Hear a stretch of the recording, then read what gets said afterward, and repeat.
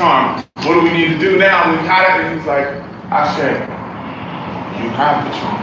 Now, the lesson is the blessing.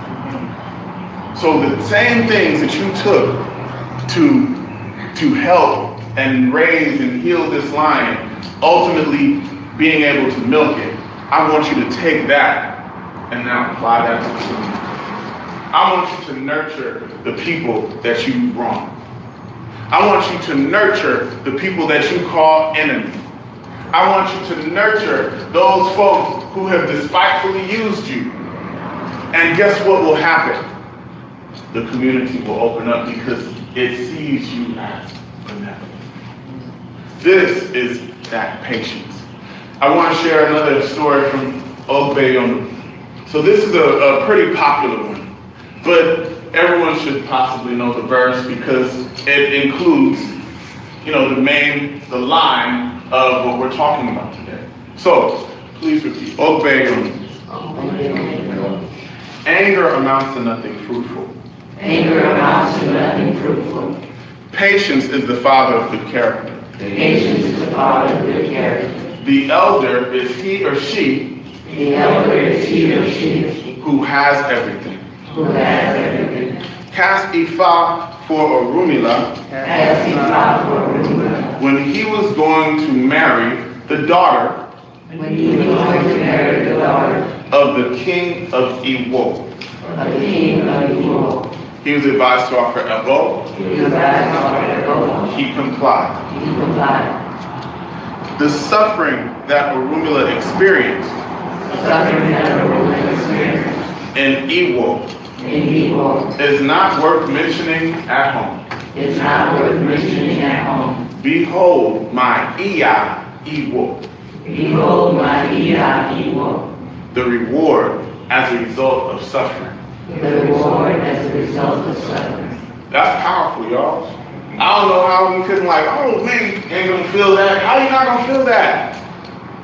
The reward as a result of suffering. The suffering that Orunmila experienced is not worth mentioning at home. That means that whatever he went through, when he got home, it was worth it. Anybody ever been in a position like that? Like you just, by the time you get through the storm, and you get home, and you're like, man, man, 2 bankruptcies later, really? You know what I'm saying? Like, 2 lost children, like, wow, really? I'm here and I'm laughing. How'd that happen?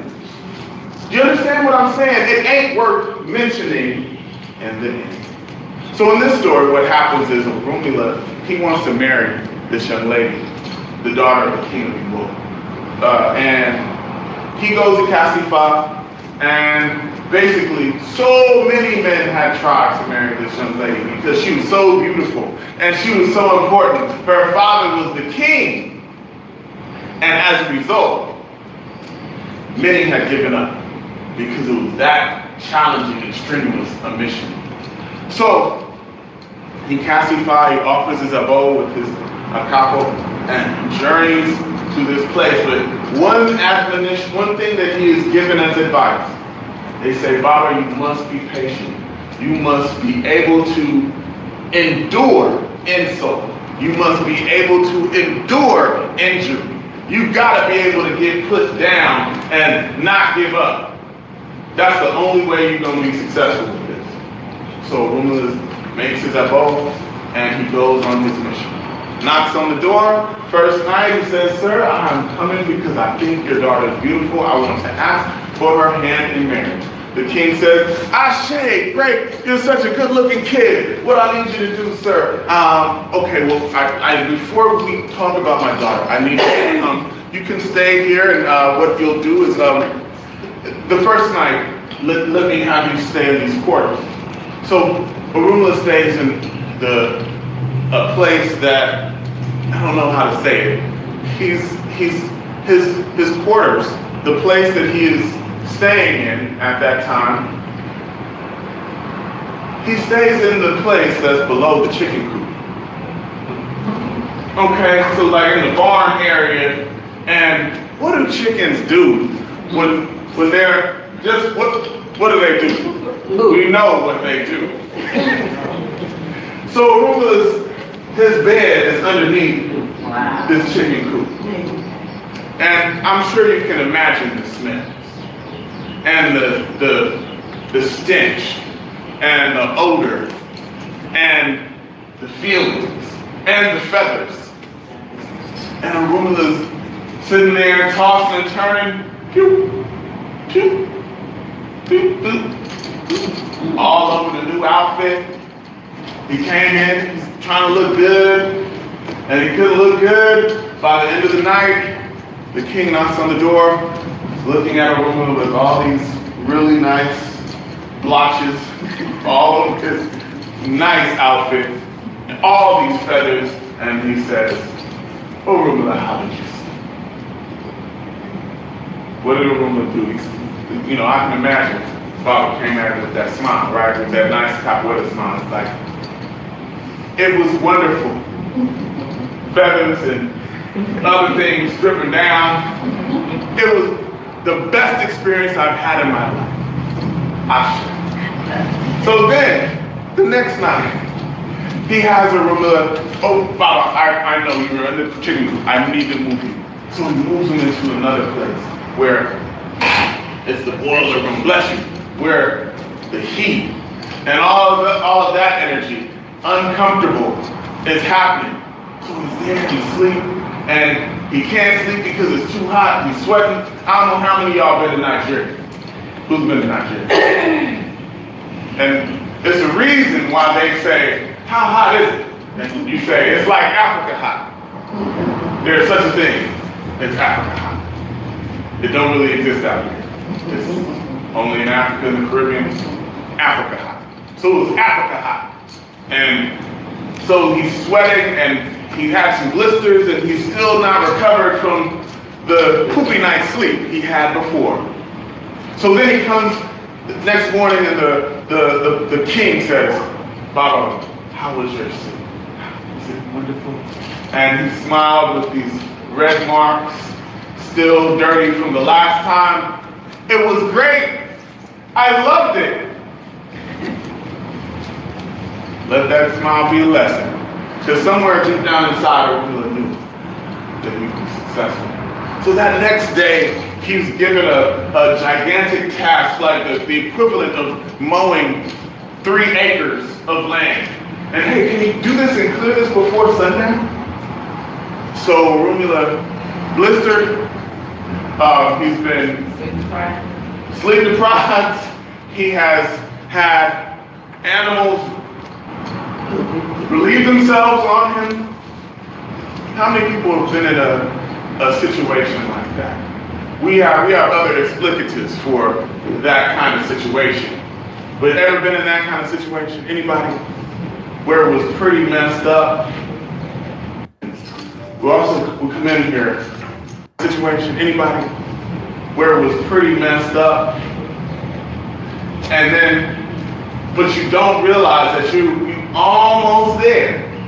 So they had Arugula mow the lawn, tend the grass, do all of these things in that Africa hot summer. And at the moment he's ready to say, you know what, man, his daughter really ain't that fine. I'm sure that went through his mind. He's like, she really ain't that fine. You know, there's some other beautiful young ladies out there. Maybe I should just give up a little bit. I'm sure that went through his mind. A little bit. But before he could entertain that thought, the king said, hey, I need you to clean up. We're going to have a dinner party. So they clean Arugula up, and as he walks in the door, the king sits him right next to his daughter and he says, this is my new son-in-law. He's going to marry my daughter and he will eventually be heir to the throne. The suffering that Arugula experienced is not worth mentioning at home. Behold my Iya Iwo. Oddly enough, Iya Iwo means what? Anybody know what that word means? Huh? It means wife.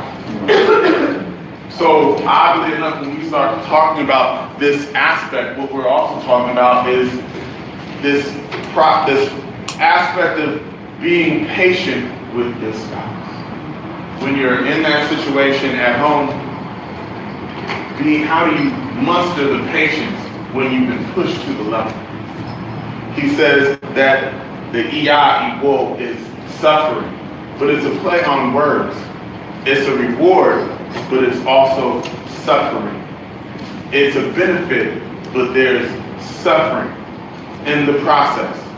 And once we get through that process of the suffering, then we have the victory. So what I would like to encourage all of us to do and have is that smile that Arugula had in the midst of all those challenges. That smile that lets you know, I don't know where I'm getting this from, but I'm connected to something greater than me, and it knows the situation better than I do. Where is that smile? Why don't we muster that smile? I want to challenge us this week, as we challenge ourselves with patience, to do it with a smile. To do it in a way that helps to remind us that this is hard, but I know I got the victory. I have the victory somewhere. I don't know where it is, but it's somewhere. And keep that faith. I bore word.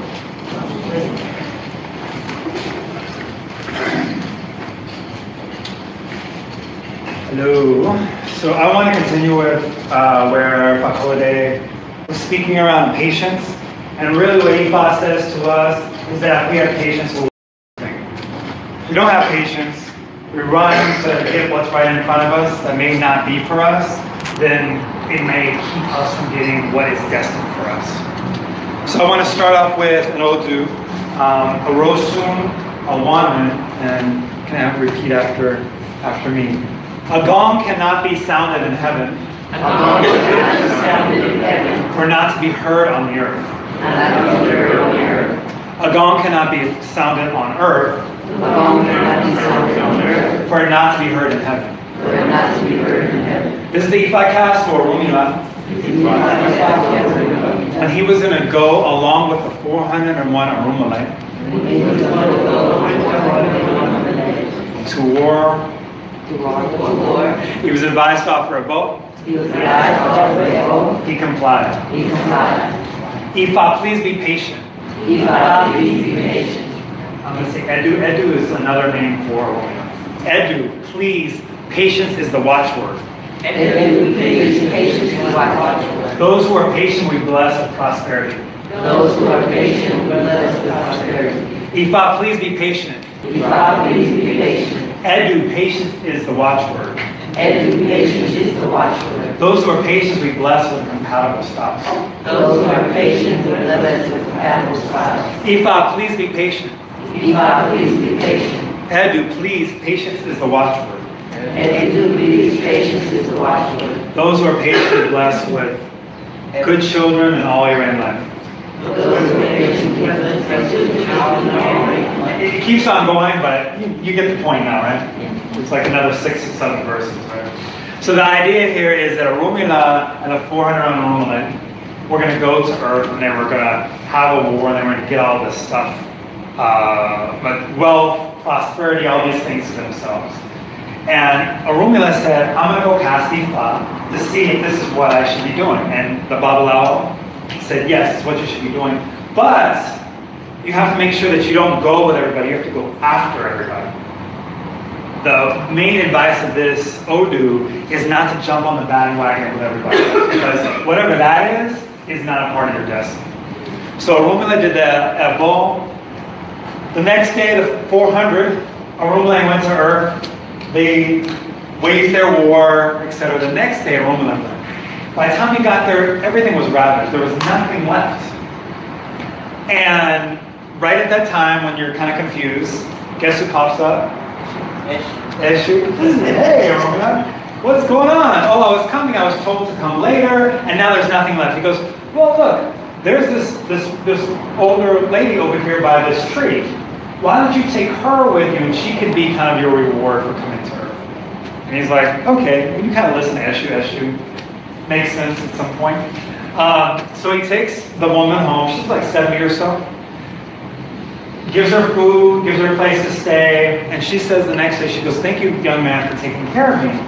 Do you know what my name is? He's like, yeah, no. He didn't even think to ask, because my name is Suru. Suru means patience.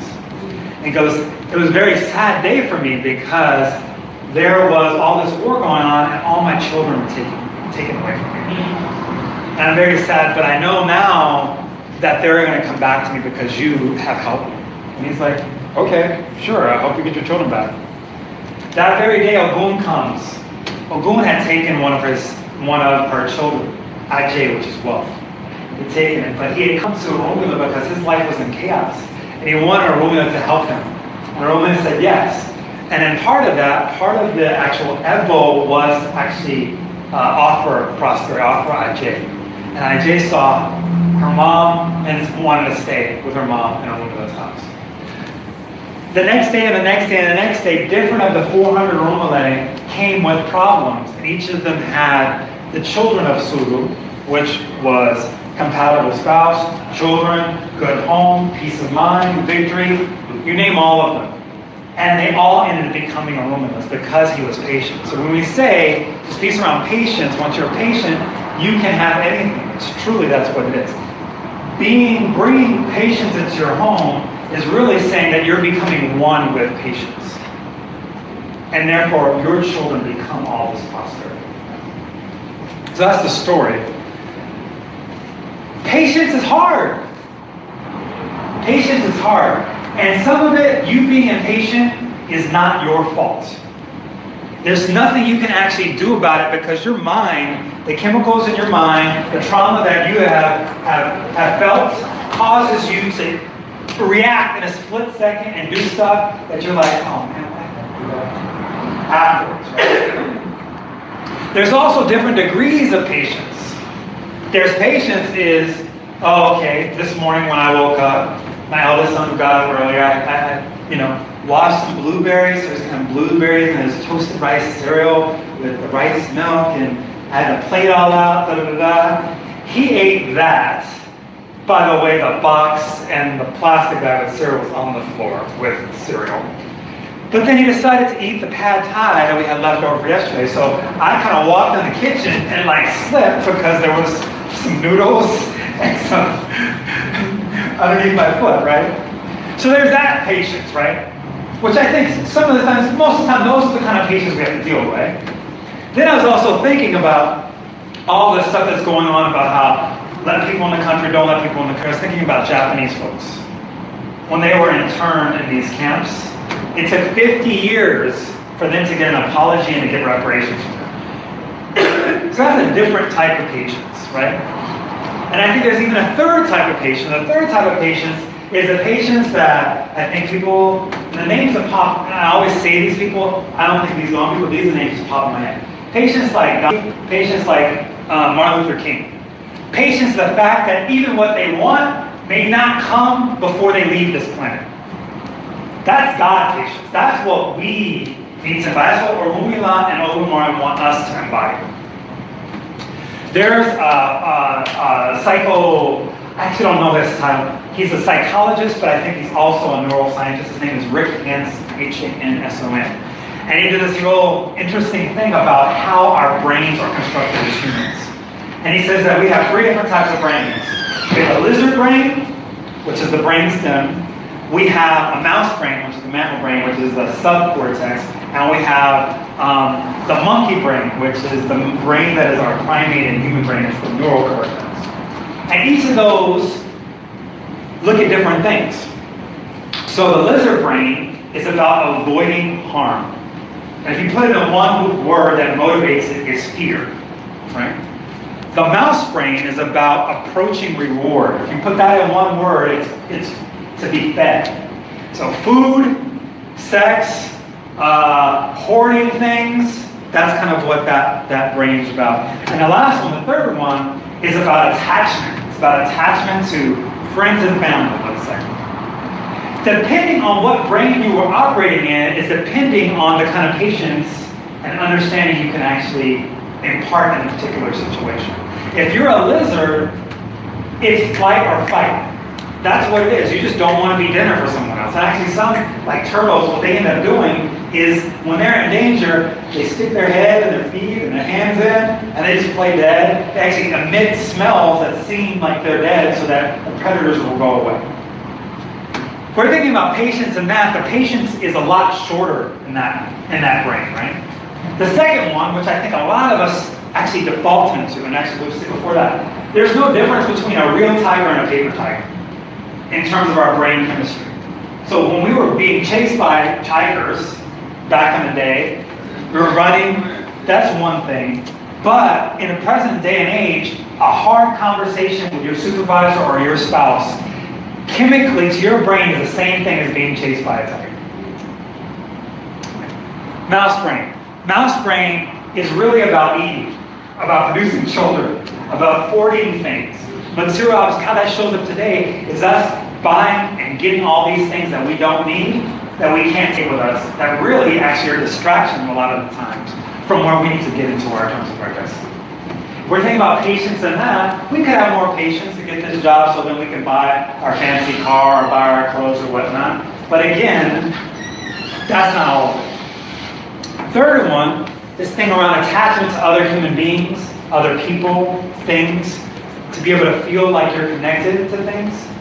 That's a little bit longer patience, but I also don't want to say, we need all of them, but I don't want to say that that's even the best one necessarily.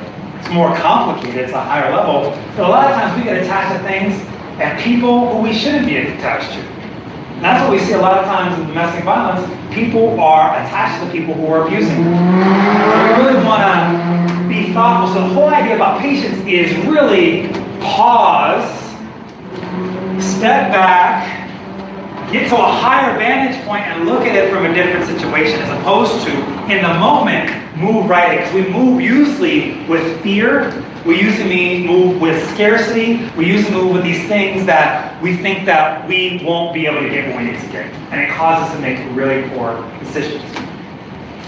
Neuroscientists think, some, that we're on the edge of actually growing a new part of our brain. And they say this, and I'm not going to get too much into it because there's lots of stuff into it, but the higher instances of people who are on the spectrum in terms of autism, a lot of other mental health things, you have to look at it and think about the people who were the most brilliant, creative people in history.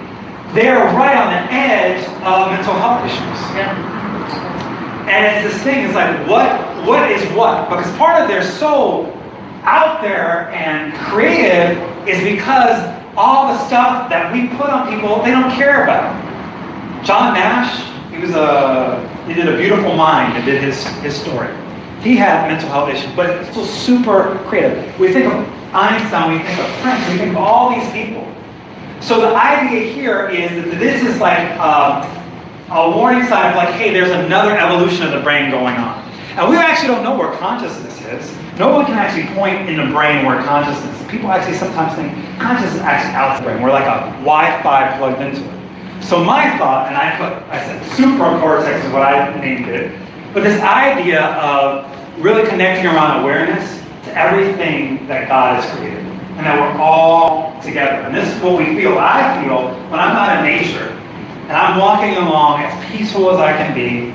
Usually my kids are like walking along with me and they're not like yelling and stuff, so it looks like you hear the birds and the water, and it feels like you are really just connected to all around it. It's just like a peace. And that's what we're really talking about. How do we have that peace when we actually connect to something that is bigger than ourselves? And the only way we can actually do that is through patience. If we're worried about fear, if we're worried about the dress that we're going to buy, if we're worried about connecting to people or whatever, again, we need to handle that so that we can survive. But that also keeps us away from being in that God point of view and seeing everybody here, the plants, the trees, everything is connected. Ifa says 3 different things when we want something. Yes, I will give it to you. Yes, I will give it to you, but now is not the right time. Or, I will give you that thing that you want because it's not a part of your destiny. I'm going to give you this other thing instead. Oludumare loves us so much that it slams the door on the thing that we should not have. But we're up here calling B&J, that's what we used to get our kids? Over on Normandy? Normandy close to Jefferson? No, close to Adams. No, Jefferson, Normandy, yeah. B&J keys. Or it's Chris's keys, Chris's locking keys. Open 24 hours. That door that God just closed to us said, it's not for you. We're up there trying to pick the lock, trying to get somebody to break into that. Patience will allow us to understand that that wasn't for us. How many people have been thought about something that we finally worked really, really hard for? That if we would have got it a year before or 5 years before, we would have totally messed it up. We would have totally messed it up and hurt people in the process. But when we actually got it, we understood, oh, I'm glad I didn't get it back then because now I can really truly appreciate it. That's part of this thing of waiting for God's help. Second edge yoga. The deadfall trap fell. The deadfall trap fell. And hit his chest on the ground. Hit his chest on the ground. This is Ifa cast for Yeye Aletile, who was weeping in lamentation for inability to get all he ran life. She's advised to offer sacrifice, she complied. Before long, not too far, all Ray came trooping in. The night of prosperity has not fallen for the owl yet. There is hope, there is future. Let no one lose hope in Edu. There is hope, there is future. The night of Oli Ray has not fallen for the owl yet. There is hope, there is future. Let no one lose hope in Edu. There is hope, there is future. So we've heard this story before. He was totally destitute, didn't have a home. Everything was all not good for her. She was actually thinking about actually ending her life. And something in her head said, let me go and talk to an owl and see if there's anything I can do. Even how small it possibly could be, let me just do that. If it doesn't work, I can still go and do what I was planning on. She goes to the owl, and the owl casts in class says, you have blessings, but it hasn't come. You need to be patient. She did it well, and little by little, she started a business. She's great at it. Made money for that. Got a husband, children, house, on down the line. Cosby show when Cosby was different. I guess he was never really different. Okay, sorry. Let's clean that up. Okay, he's outside. I was thinking about the TV show, Okay. So, I'm reading this book. It's called The Three Bodies Project. It's a science fiction book. It's one of those books that you're so excited to read, but then you don't want it to end. I'm on the 3rd book. The books are about this thick, about 500 pages each. And it's really about, it's by this Chinese writer, Shishin Lui is the author's name. And it's about first contact with an alien species. Alien species basically is, their Earth, their home, their planet is about to be destroyed by these 3 suns, they call it. They're called the Trisolarians. And so they need to basically find another place to live. So the idea is they're going to come to Earth and take over the solar system, but they can only go about a 10th of the light speed, so it's going to take them 400 years to get there.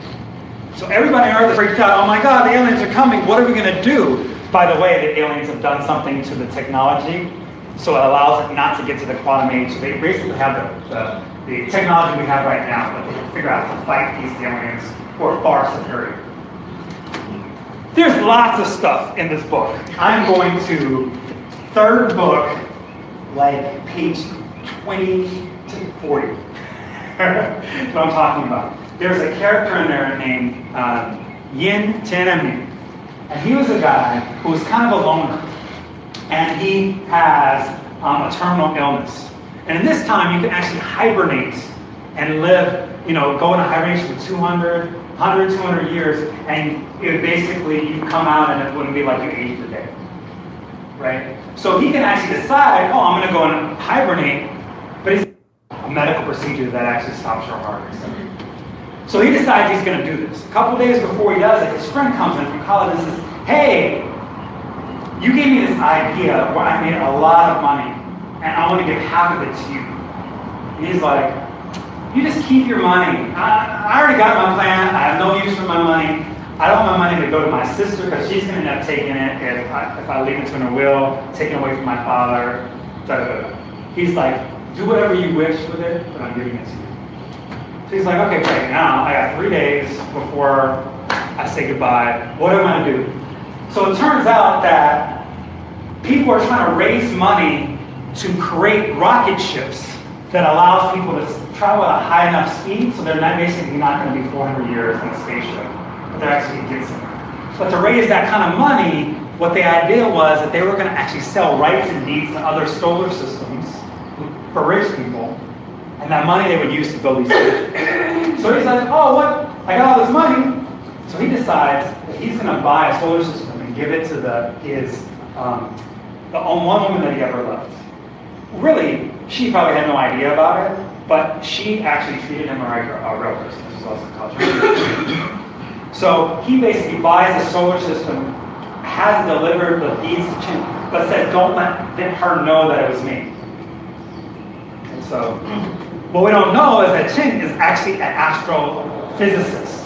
And she's working on this way of basically how do we send a human being to intercept the Trisorian alien fleet so that we can convince them not to destroy the Earth. But the thing is, because of the lack of technology, the only thing they can send is something about this size, about 3 pounds. So he's up there, back to the internet, doing a computer, because they asked you on the computer 5 questions, are you sure you want to do this? Yes, sure you want to do this. Brought the person for the 5th time, and Shin comes in, and he's like, what's going on? He's like, we want you to save all of humanity. Will you do it? And he's like, yes, I will. Turns out, what you have to do, because of the weight, you couldn't send a whole body.